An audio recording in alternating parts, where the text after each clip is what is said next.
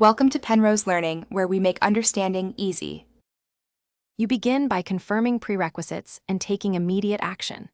Check that the theme command runs and back up your theme directory so you can restore files if needed. Once done, locate and stop any theme watch or build processes that might lock files. Make sure you close editors that reference the theme.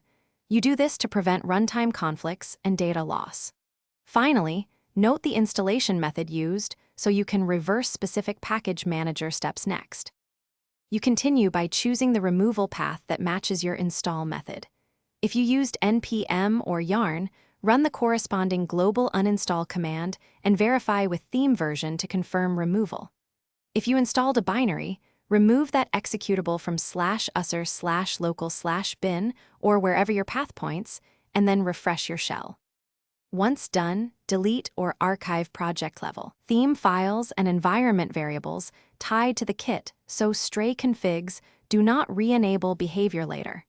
This prevents residual files from causing confusion. You finish with verification and cleanup to ensure the theme kit is fully removed. Run the theme command to confirm it's gone, clear any caches, and restart your shell or computer so path changes take effect. Delete lingering config entries from .dot files only after backup. If things go wrong, check your path and package manager logs. Make sure no other package reinstalls the tool. As a troubleshooting tip, restore your backup to recover site state. Then repeat uninstall steps while watching logs carefully. Thanks for watching. If this was helpful, leave a like and consider subscribing. See you next time.